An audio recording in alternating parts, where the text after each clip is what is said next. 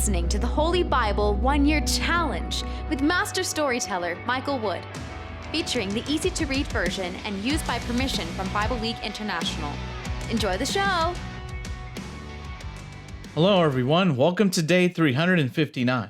We're continuing in the book of Nehemiah, and he is supervising the reconstruction of the walls of Jerusalem. Of course, there are many opponents to this plan, but he writes down, and there's a long list in chapter 3 of those people who repaired and rebuilt all the different parts of the wall, and of course the gates. But trouble stirs up again as Sanballat and Tobiah ridicule the Jews. They plan to attack the people of Judah, but Nehemiah comes up with a strategy of defense and is determined to see the wall get finished. We're also continuing in the book of Revelation.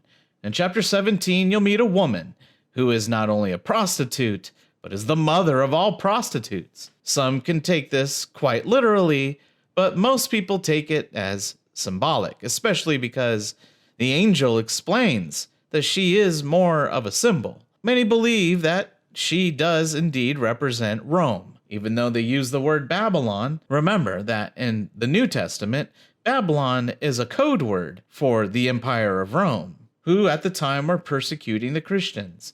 The real, actual Babylon was defeated a long time ago, first by the Persians, then by the Greeks, which were then overtaken by the Romans. But that's not the only interpretation. Some think the prostitute of Babylon is actually referring to Jerusalem. The Catholic Church thinks Babylon and Jerusalem are referring to two spiritual cities or civilizations that were spiritually at war with each other. But later on in time and in history, Christian reformists around the 1500s believed that this whole passage is actually talking about the Catholic Church, while other radical Christian groups, like the Family International view, believe that this is actually referring to the United States of America. And the Church of Jesus Christ of Latter-day Saints claim that this is basically symbolic of the great and abominable church that has dominion over the earth. Basically, anyone outside of the Church of Jesus Christ of Latter-day Saints would fall under this category. So whatever the interpretation is, this is your chance to hear it straight from the Bible as we go into chapter 17. But first, let's see what Nehemiah is up to, as he is one of the first to tell everyone, let's build a wall. If you enjoy the show, visit me at patreon.com/storymaster. You'll find the link in the description box below. By contributing as little as $1 per month, you will enable me to continue this ministry, and you'll get cool rewards too. Together, we're going to get through the Bible in 1 year. Let's get started. Nehemiah chapter 3. Builders of the Wall. The high priest Eliashib and the priests who served with him began rebuilding the wall. First, they built the sheep gate. They prayed to dedicate this entrance to God. Then they put the gates in place. They worked on the wall as far as the Tower of the 100 and the Tower of Hananel. They prayed to dedicate all this work to God. The men from Jericho built the wall next to the priests, and Zakur, son of a man named Imri, built the wall next to the men of Jericho. The sons of a man named Hassenaah built the fish gate. They set the beams and the gates in place on the wall. Then they put the locks and bolts on the gates. Meremoth, son of Uriah, repaired the next section of the wall. Uriah was the son of Hakaz. Meshullam, son of Berechiah, repaired the next section of the wall. Berechiah was the son of Meshezabel. Zadok, son of Baana, repaired the next section of the wall. The men from Tekoa repaired the next section of the wall, but the leaders from Tekoa refused to work for Nehemiah their governor. Joiada and Meshullam repaired the old gate. Joiada is the son of Paseah, and Meshullam is the son of Besodeiah. They set the beams in place. They set the gates on the hinges, and they put the locks and bolts on the gates. The men from Gibeon and Mizpah repaired the next section of the wall. Melatiah from Gibeon and Jadon from Meronoth did the work. Gibeon and Meronoth are places that are controlled by the governors of the area west of the Euphrates River. Uzziel, son of Harhiah, repaired the next section of the wall. Uzziel was a goldsmith. Hananiah was one of the perfume makers. These men built and repaired Jerusalem as far as the broad wall. Rephaiah, son of Hur, repaired the next section of the wall. Rephaiah was the governor of half of Jerusalem. Jedaiah, son of Harumaph, repaired the next section of the wall. Jedaiah repaired the wall next to his own house. Hattush, son of Hashabneah, repaired the next section. Malchijah, son of Harim, and Hazhub, son of Pahath-Moab, repaired the next section. They also repaired Oven Tower. Shallum, son of Helohesh, repaired the next section of the wall. His daughters helped him. Shallum was the governor of the other half of Jerusalem. The valley gate was repaired by Hanun and the people who live in the town of Zonoah. They repaired the valley gate. They set the gates on their hinges, then they put the locks and bolts on the gates. They also repaired 440 meters of the wall. They worked on the wall all the way to the ash pile gate. Malchijah, son of Rechab, repaired the ash pile gate. Malchijah was the governor of the district of Beth Hakerem. He set the gates on the hinges. Then he put the locks and bolts on the gates. Shallun, son of Kol-Hazah, repaired the fountain gate. Shallun was the governor of the district of Mizpah. He repaired the gate and put a roof over it. He set the gates on the hinges, and he put the locks and bolts on the gates. He also repaired the wall of the pool of Siloam, that is next to the king's garden. He repaired the wall all the way to the steps that go down from the city of David. Nehemiah, son of Azbuk, repaired the next section. This Nehemiah was the governor of half the district of Beth Zur. He made repairs up to a place that is across from the tombs of David, and he worked as far as the man-made pool and the house of heroes. The men from the tribe of Levi repaired the next section. They worked under Rahum, son of Bani. Hashabiah repaired the next section. Hashabiah was governor of half the district of Keilah. He made repairs for his own district. Their brothers repaired the next section. They worked under Benui, son of Henadad. Benui was the governor of the other half of the district of Keilah. Ezer, son of Jeshua, repaired the next section. Ezer was governor of Mizpah. He repaired the section of wall from the room for weapons to the corner of the wall. Baruch, son of Zabai, repaired the next section. Baruch worked very hard and repaired the section of wall from the corner to the entrance to the house of Eliashib the high priest. Meremoth, son of Uriah, the son of Hakaz, repaired the next section of wall from the entrance to Eliashib's house to the end of that house. The next section of wall was repaired by the priests who lived in that area. Benjamin and Hashub repaired the wall in front of their own house, and Azariah, son of Maaseiah, the son of Ananiah, repaired the wall next to his house. Benui, son of Henadad, repaired the section of wall from Azariah's house to the bend in the wall and then to the corner. Palal, son of Uzai, worked across from the bend in the wall near the tower. This is the tower at the king's upper house, that is near the courtyard of the king's guard. Pedaiah, son of Parash, worked next to Palal. The temple servants lived on Ophel Hill. They repaired the next section all the way to the east side of the water gate and the tower near it. The men from Tekoa repaired the rest of that section from the big tower all the way to the Ophel wall. The priests repaired the section over the horse gate. Each priest repaired the wall in front of his own house. Zadok, son of Immer, repaired the section in front of his house. Shemaiah, son of Shechaniah, repaired the next section. Shemaiah was the guard of the east gate. Hananiah, son of Shelemiah, and Hanun, son of Zalaph, repaired the rest of that section of wall. Hanun was Zalaph's sixth son. Meshullam, son of Berechiah, repaired the section in front of his house. Malchijah repaired the next section of wall, all the way to the houses of the temple servants and the merchants. That is across from the inspection gate. Malchijah repaired the section all the way to the room over the corner of the wall. Malchijah was a goldsmith. The goldsmiths and the merchants repaired the section of wall from that corner to the sheep gate. Nehemiah chapter 4. Sanballat and Tobiah. When Sanballat heard that we were building the wall of Jerusalem, he was very angry and upset. He started making fun of the Jews. Sanballat was with his friends and the Samaritan army. He said to them, "What are these weak Jews doing? Do you think we will leave them alone? Do you think they will offer sacrifices? Maybe they think they can finish building in a day. Do you think they could dig those burnt stones out of the pile of ashes and make them good as new?" Tobiah the Ammonite was with Sanballat. Tobiah said, Look at what they're building. Is that a wall? If even a little fox climbed up on it, the stones would fall down. Nehemiah prayed, "Our God, listen to our prayer. These men hate us. They are insulting us. Make the bad things they are wishing for us happen to them.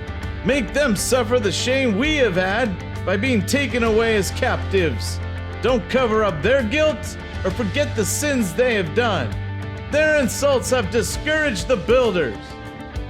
We continued to rebuild the wall. Before long, it was halfway up, all the way around the city.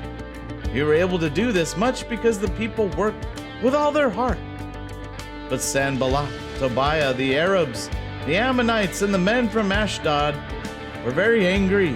They had heard that the people were continuing to work on the walls of Jerusalem. They had heard that the people were repairing the holes in the wall. So all these men got together and made plans to stir up trouble against Jerusalem. They planned to come and fight against the city. But we prayed to our God, and we put guards on the walls to watch for the enemy day and night. During this time, the people of Judah began to complain. They said, "The workers are becoming tired. There is too much dirt and rubbish in the way. How can we go on building this wall?" And our enemies were saying, Before the Jews know it or see us, we will be right there among them. We will kill them, and that will stop the work. and the Jews living among our enemies came and warned us again and again.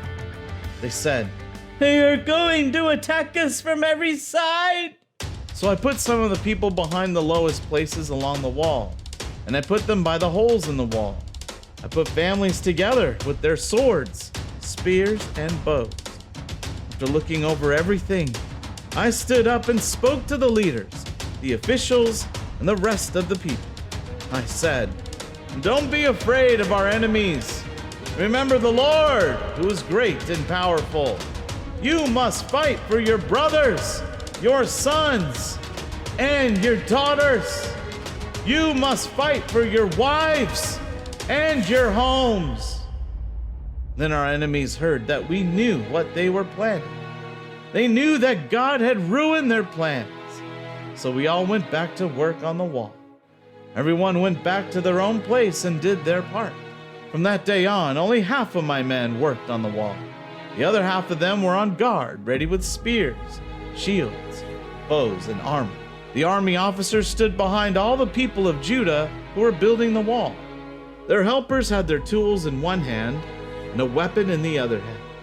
Each of the builders wore his sword at his side as he worked. The man whose job was to blow the trumpet to warn the people stayed next to me. Then I spoke to the leaders, the officials, and the rest of the people. I said, "This is a very big job, and we are spread out along the wall. This puts us far away from each other. So if you hear the warning trumpet, run to where the sound is coming from. We will all meet there together, and our God will fight for us."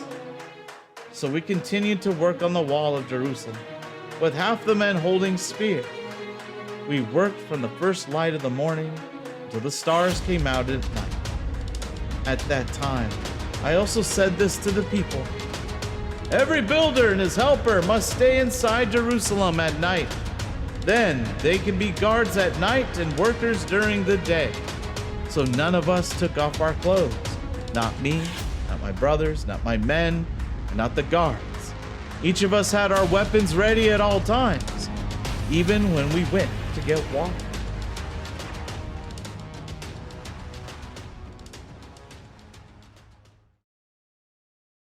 Revelation chapter 17.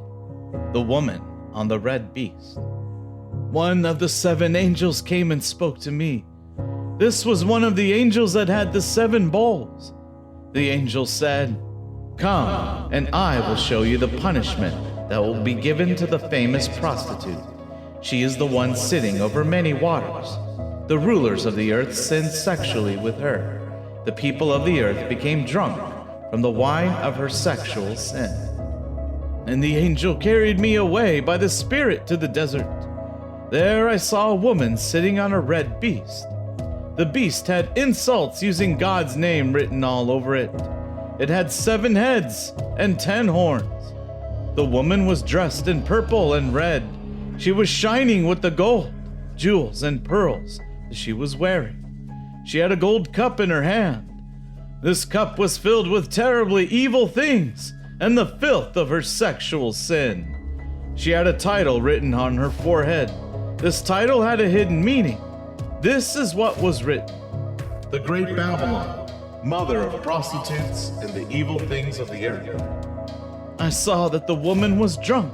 She was drunk with the blood of God's holy people. She was drunk with the blood of those who told about their faith in Jesus. When I saw the woman, I was fully amazed. Then the angel said to me, "Why are you amazed? I will tell you the hidden meaning of this woman and the beast she rides, the beast with 7 heads and 10 horns. The beast you saw was once alive, but now it is not. However, it will come up out of the bottomless pit and go away to be destroyed. The people who live on the earth will be amazed when they see the beast, because it was once alive. It is no longer living, but will come again. These are the people whose names have never been written in the book of life since the beginning of the world." You need wisdom to understand this.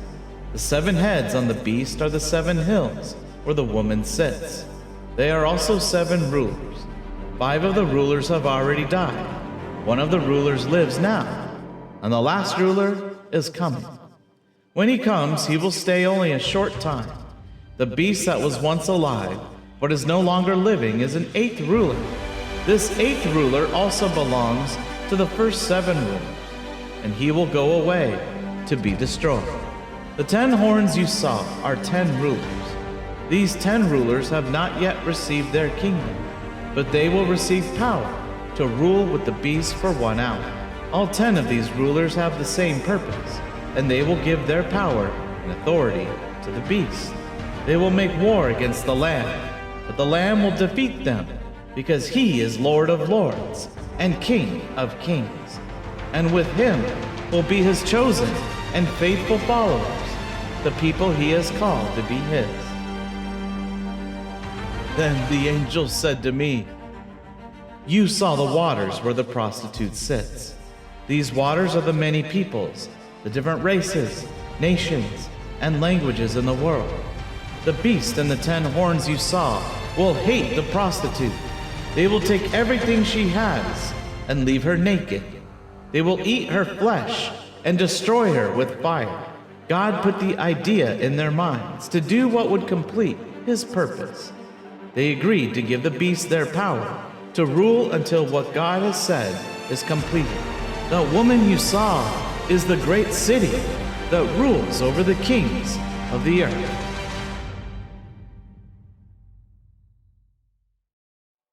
Psalm chapter 147, verses 12 through 20. Jerusalem, praise the Lord. Zion, praise your God. He makes your gates strong, and he blesses the people in your city. He brings peace to your country, so have plenty of grain for food. He gives a command to the earth, and it quickly obeys. He makes the snow fall until the ground is as white as wool. He makes the sleet fill the air like dust. He makes hail fall like rocks from the sky. No one can stand the cold he sends. Then he gives another command, and warm air begins to blow. The ice melts, and water begins to flow. He gave his commands to Jacob, his laws and rules to Israel. He did not do this for any other nation. He did not teach his laws to other people. Praise the Lord!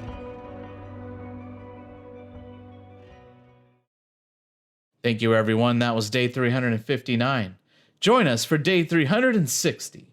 We're continuing in the book of Nehemiah. People are coming to Nehemiah with all kinds of complaints, and some of them are pretty legitimate, like some of their daughters are victims of sexual violence. Upon hearing this, Nehemiah gets really upset. Join us to find out what he does. And if you think that's bad, wait till the enemies of Judah find out the wall is actually completed. They're not going to let Nehemiah get away with this. And we'll continue in the book of Revelation. Another angel comes down from heaven, and he announces that Babylon has indeed fallen. Or did he mean the United States, or the Catholic Church, or all other churches? Or did he mean Jerusalem? Or did he mean actual Babylon? But whatever it is, it has fallen. But many people are sad about this, because Rome, or whatever it was a good thing while it was here. We hope you enjoyed today's verses. Be sure to leave us a positive review and to share this podcast with your friends and family. Please join us for the next episode as we experience the Bible in 1 year.